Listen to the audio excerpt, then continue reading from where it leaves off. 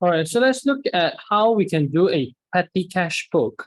So initially, they will tell you, okay, the owner of a business decided to maintain a petty cash book. It was agreed that the imprest would be 150. So this is the amount that you will have at the beginning of every single month.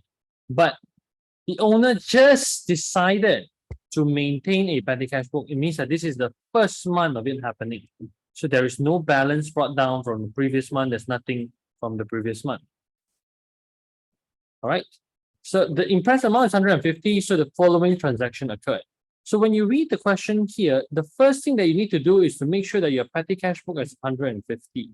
So the format of your petty cash book, which normally is given to you in your exams, looks like this. Well, normally they do not have the voucher number. So you will have a debit side here. This is your debit side. There's no details for your debit side. Both debit and credit, they share one detail. So if it's debit, you just write your detail here, and then you write on the debit side. You see this 150? It means that I have debited 150 into my petty cash book from my bank account. So this detail column is shared by both the left and right, or your debit or credit. Okay, so once you have done this already, what you need to do is you need to go to your bank account and credit your bank. Something like that. See, in your cash book, you need to, write bank 150, go to petty cash. This is nothing much. Okay, now we're going to start recording all of these other transactions. In your exercises, they will tell you what to write inside your analysis column. They will give you the title. So these are the titles for your analysis column: stationery, postage, travel, and purchases ledger. Every question will change a little bit, but this is what we call the analysis column.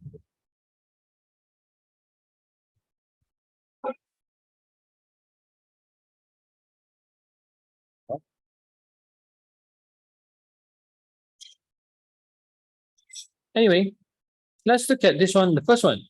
On May the 2nd, okay, we don't need to look at the voucher number. So we're just going to cross this out, and then we're just going to cross this voucher number out as well, because the voucher number is not important.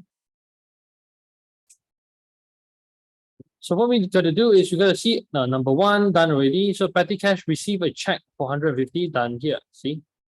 Next one, number two, stationery, $32.62. I'm going to write stationery here because that's the detail.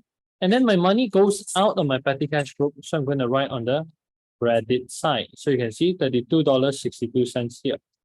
Okay, this is your normal T account. Come in here, debit, then credit out here, payment. But for petty cash book, there's something called an analysis column. What is this $32.62? Is it stationery? Is it postage? Is it travel? Or is it something that goes inside your purchases ledger? It is stationery. So put it into your stationery column. Yep. Get it? Then we do the next one. Postage 22, 26, 29. Then you see goes into your postage column here. Travel goes to travel. You must write in the payment. Everything must be written in the payment, but you need to classify it in your analysis column only for your payment, whatever that goes up. And then your postage done. Okay, you can see here D. Morris, which is purchases ledger account of D. Morris, means that we are paying to D. Morris $20.70. So you're going to put $20.70 here. And in the analysis column, it goes under purchases ledger, $20.70. Next one will be stationery, goes to stationery. Travel goes to travel. And then what happens here is that you have to total them up. Everything you need to total up. So your analysis column, you total everything up, including your payment, you total it up. Okay. You notice that they don't draw a line at the bottom here because we still need to find how much balance do we have left.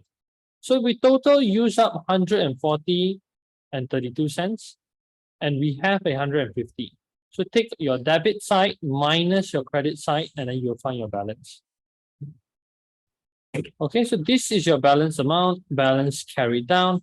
And then you do the normal thing like how you normally do an account. After balance carried down, you write down, you draw two lines for the total. This is your real total. And then your carry down will be brought down here. Once your carried out has been brought down, you write June 1st balance brought down, and then on the debit side. So this is how much money you had.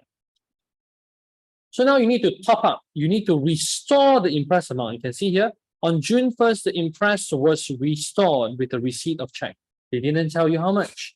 So think again. Don't use this number here, but use your impressed amount number. The impressed is 150. Take your 150 minus $9.68. Then you will know how much to restore. 150 minus this, we get 140 and 32 cents. They said that we are going to restore using our bank account. So, write bank here, debit side here. And that's it. So once you've done all of this for your petty cash book, we are going to bring these amount, because these are the total. That is the whole reason of us doing a petty cash book. So we can find, oh, how much we spent in total for stationery. Then we're going to put it into our stationery account. See, $43.99 from here. This stationery is an expense account. We are going to debit it. Then you can see the next one, 38.12. Go again. Postage, 38.12. You can see. Travel, 37 and 51 cents. 37 and 51 cents. Then the last one is your purchases ledger. Don't write an account called purchases ledger, but write the person's name, D. Morris. See, D. Morris, $20.70. And that's it.